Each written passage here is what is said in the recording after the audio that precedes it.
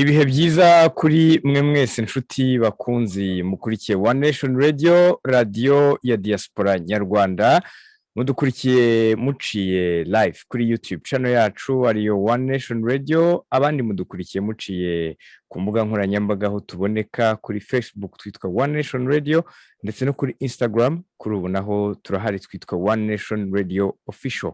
Twinjiye mu kiganiro kuri uyu munsi wa none, ni umunsi turiho ku wa gatatu, tubaye tariki 26 Mutarama 2022. Ni ikiganiro twinjiyemo aho tugiye gusesengura tukanamenya amakuru kuri ubu ari kuvugwa mu gihugu cya Burkina Faso. Benshi ndabizi ko wenda kubakurikira cyane imbuga nkoranyambaga mushobora kuba mwarabonye inkuru yo kuva ku musibo ejo. Musibo ejo ni inkuru y'ihirikwa ry'ubutegetsi bwa Perezida Kabore, ni perezida w'igihugu cya Burkina Faso. Kuri ubu rero dufite amahirwe yo kuba turi kumwe n'umunyarwanda utuye muri iki gihugu cya Burkina Faso, yitwa Habiyaremye Fulgence, akaba ariho atuye. Kuri ubu turavugana ari mu mujyi, umurwa mukuru wa Burkina Faso wa Gadugu. Reka ntagire muha ikaze, hanyuma dukomeze n'ubundi tuganira kuri situation cyangwa se kuko byifashe kugeza amagingo ya nyuma yuko igisirikare gitangaje ko cyahiritse ubutegetsi bwa Perezida Kabore. Fulgence, tubaye ikaze kuri One Nation Radio kuri uyu munsi wa none.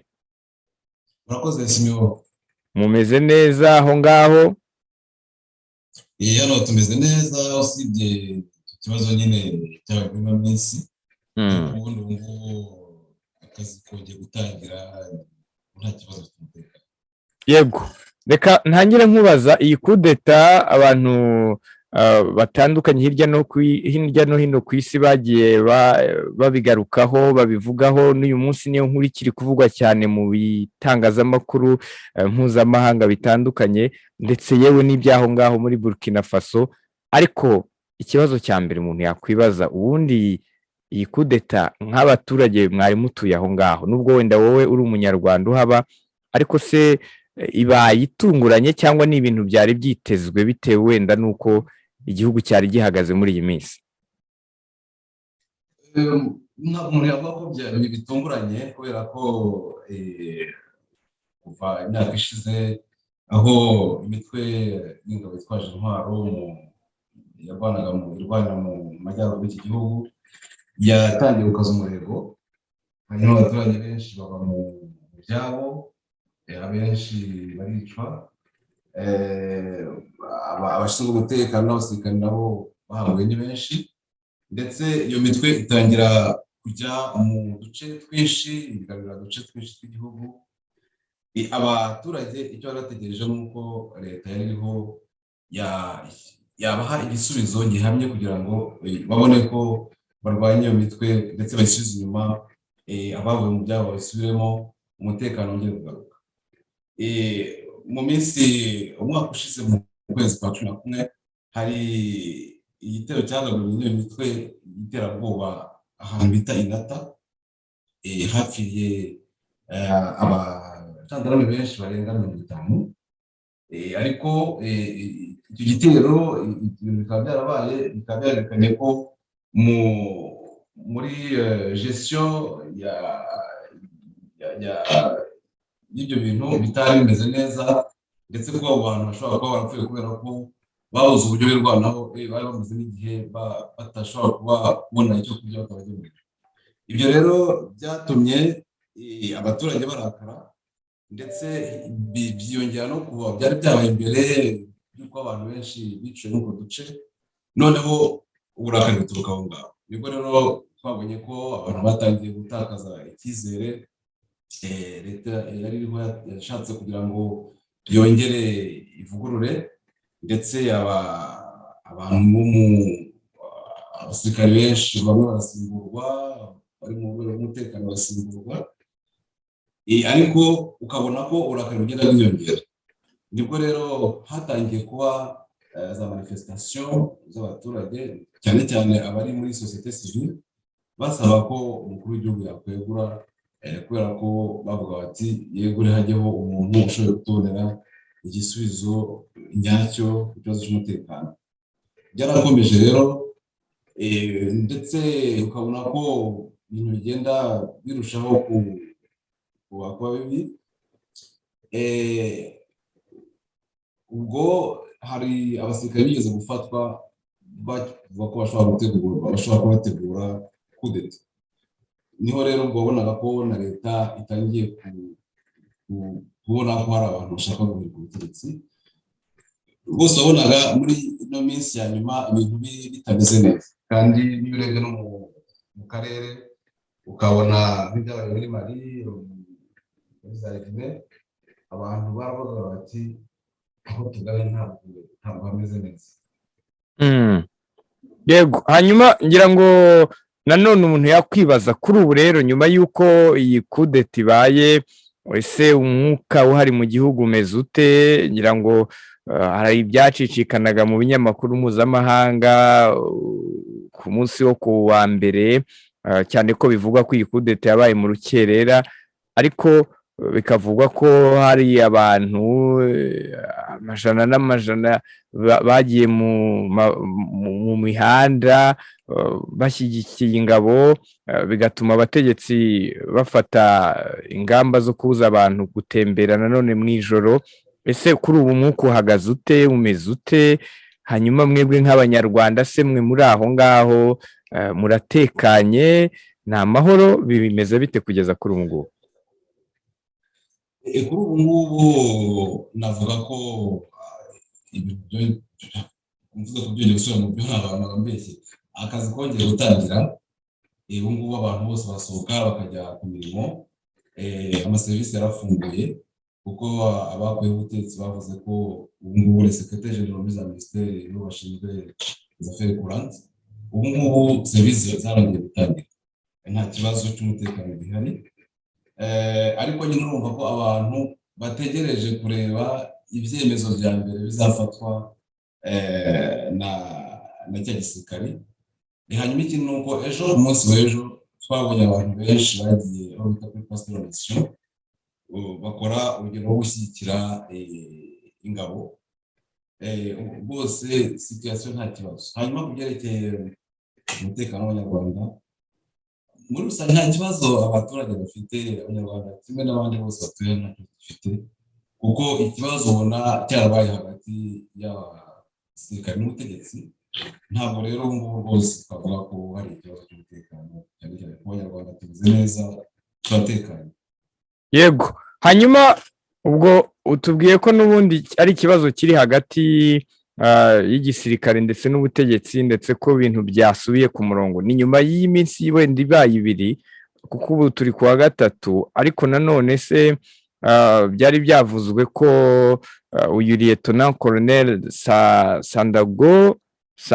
Sandaogo Damiba Paul Henry ari we wafashe ubutegetsi. Ubusanzwe we yari muntu ki muri Burkina Faso, kugira ngo wenda n'abatari bamuzi bamumenye, nk'umuntu wenda wowe uri aho ukurikira amakuru y'igihugu urimo kugeza amagingo aya?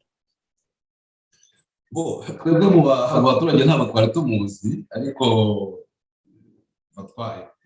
twabona nyine ko ari we wafashe ubutegetsi. Abantu batangiye kugenda bandika bavuga icyo ari cyo, nibwo twamenye ko nko muri 2015 ubwo bashaka guhirika guverinoma y'inzibacyuho, bavuga ko mu basirikare babyanze batumye bidashobora kugerwaho nawe yarimo, kuko hari abajene militaire bari muri za province bavuze ko nibibaba baza muri kapitali bakaza kwambara n'abashaka guhirika ubutegetsi, bavuga ko yari ari muri abo ngabo. Ikindi ni uko ni umuntu wari uri kuri tere, yagiye abona inshingano nyinshi zo kuyobora uduce twa gisirikare, abasirikare bari kuri tere.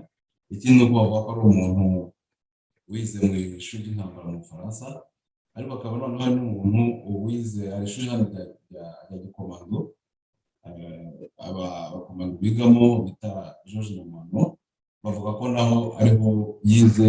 Iryo shuri rikaba ariryo abantu bahoze mu ngabo zarindaga umukuru w'igihugu wa kera Blaise Compaoré bitaga RSP, bavuga ko nawe yari muri yego yego. Hanyuma umuntu nanone yakongera akibaza, hari ibyavuzwe by'uko ikipe y'igihugu y'umupira w'amaguru nyuma y'uko itsinze ari bimwe mu bishobora kuba byarahaye urwaho aba bakoze kudeta. Se nibyo cyangwa ni speculation wenda ziri aho ngaho z'abantu zisanzwe? Ntabwo nahamya ko ari byo, kubera ko umupira wabaye icyumweru, ariko abasirikari batangiye kurasa mu ijoro ryo gatandatu risaba ku cyumweru. Ubwo umunsi wose ibintu byari bimeze nabi. Nimugoroba abantu bagiye gukurikira umupira, ariko nkeka ko umugambi wari wateguwe kuva na kare, kubera ko nababwiraga ko hari hashize igihe gitoya bahagaritse umuletona koloneli bavuga ko yashatse gukora kudeta, kandi abantu bavuga ko umuletona koloneli yaba yariganye n'uriya Paul Henri Sandabagodaniba. Urumva ko nkeka ko ari ibintu byari n'ubundi biteguwe mbere, ntabwo bishobora kuba byaraturutse kuri umupira. Yego, nyuma yaho perezida ngira ngo nawe wasinye ibaruwa yemera ko ubutegetsi abutanze, ariko umuntu yakwibaza kugeza ubu se yafunguwe niba ariko nabyita, cyangwa nta makuru arajya hanze uko byari byavuzwe ko yabaye afunzwe n'igisirikare?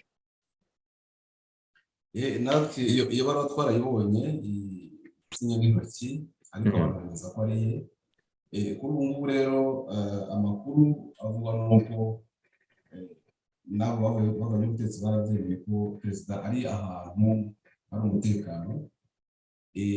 Biravuga ko ashobora kuba ari mu nzu bamushyizemo, ariko ko atekanye, arinzwe na force spéciale, kandi akaba ndetse n'abanyamakuru bavuga nimugoroba ko ngo afite uburenganzira kuri telefone, kimwe n'abandi baminisitiri bafashe, bivuga ko mu mutekano wabo nta kibazo umeze neza.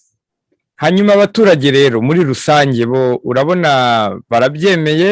Abenshi ni abashyigikiye iyi kudeta yabayeho, cyangwa abenshi ni abashyigikiye perezida Kaboré? ngiye kujanisha nakwibeshya. Gusa icyo ubona mu nyandiko ni uko hari abantu bandika bavuga ko bamagana ifatwa ry'ubutegetsi ku ngufu, ariko iyo urebye usanga ari abantu benshi bari mu ishyaka ryari ririho ubutegetsi, ndetse no mu yandi mashyaka yarashyigikiye ishyaka. Hanyuma ikindi ni ukubona mu muhanda abantu benshi basohoka barimo gushyigikira ingabo. Gusa yenda icyo twabonye ni uko hari abari mu ishyaka ryari ku butegetsi baranditse basaba ko abaturage basohoka mu muhanda bakajya kwamagana ubutegetsi, ariko icyo twabonye ni uko ntabwo byigeze bigira inkurikizi. ubwo rero ntabwo umuntu yajanisha, ariko cyose ni uko harimo igice cy'abashyigikiye n'ikindi gice cy'abadashyigikiye, ariko byose nkeka ko bizaterwa n'ibyemezo bya mbere bariya basirikare bazafata, nibyo bizatuma abantu bose bashobora gufata umurongo. Hanyuma rero ubu ni iki kigiye gukurikiraho nyuma y'uko wenda wavuze ko abantu bongeye gusubira mu mirimo, umwuka wenda wongeye gusa nk'aho bigaragara ko hatuje, ariko ni iki kigiye gukurikiraho? icyo abantu biteze ubu ngubu ni uko hajyaho inzego uburyo bwihuse za transition z'icyuho, kugira ngo kuko constitution yarahagaritswe, guverinoma yarasheshwe, inteko ishinga amategeko iraseswa. Ubu ngubu abantu biteze ko kubona inzego uburyo bwihuse zishobora kongera kuyobora, ariko noneho ubundi ikintu kitezwe n'abantu benshi uganira n'abantu cyangwa bavuga mu byemezo bya mbere ni uko hitezwe decision, ibyemezo byerekana uburyo igisirikare kigiye guhangana n'imitwe y'iterabwoba kugira ngo umutekano ugaruke ndetse n'abaturage basubire mu byabo. Ariko urumva ko mu gihe cyo mbona nko ku buryo bwa diplomasi, ubu ngubu bariya abanyabutegetsi bagomba gukora akazi gakomeye cyane ku buryo bwa diplomasi, cyane cyane ko ubona nka CEDEAO yamaganye iki gikorwa, n'abandi bakuru b'ibihugu bo mu karere babyamaganye. Urumva ko bagomba gukora akazi gakomeye kuri diplomasi kugira ngo barebe uburyo Burkina Faso itangira sanction ibihano byatuma babuza gukora akazi. Yego, hanyuma nanone umuntu yakwibaza, byatangajwe ko imipaka yafunzwe ihuza iki gihugu n'ibindi bihugu, ariko se ni ku banya Burkina Faso nk'abenegihugu cyangwa n'abanyamahanga barimo, harimo n'abanyarwanda nk'uko nawe uri aho ngaho? Urebye icyemezo cyo gufunga imipaka cyarebaga buri wese nta kuvangura, ariko ejo hasohotse itangazo bivuga ko imipaka mu kirere nta kibazo, icyemezo cyavuyeho, abantu bashobora kugenda bashobora kuza ku butaka. Icyemezo cyavuyeho ariko ntabwo cyavuyeho neza, kuko imodoka zimwe nizo, hari imodoka zitemerewe gutambuka ku butaka, hari imodoka zitemerewe gutambuka cyane zemerewe gutwara nk'ibiribwa n'ibindi bintu abaturage bakeneye, ariko ubundi byerekeye mu kirere byo nta kibazo kugira. Yego, reka tugushimire cyane kuba wemeye kuganira natwe, ndetse kandi ubwo ngire ngo n'abadukurikiye babashije kumva uko umwuka aho ngaho umeze. Mbibutse ko twaganiraga na Habiyaremye Fulgence, akaba ari umunyarwanda utuye muri Burkina Faso, twavuganaga ari mu murwa mukuru wa Ouagadougou. Fulgence, reka tugushimire cyane kuba wemeye ubutumire bwacu, ukemera kutubwira uko situation ihagaze aho ngaho, ndetse kandi tubifurize gukomeza kugira amahoro nk'abantu muri aho ngaho muri icyo gihugu. Ndi bashimira Simeon, kandi murakoze cyane kuba wadutekereje uyu munsi. Murakoze cyane.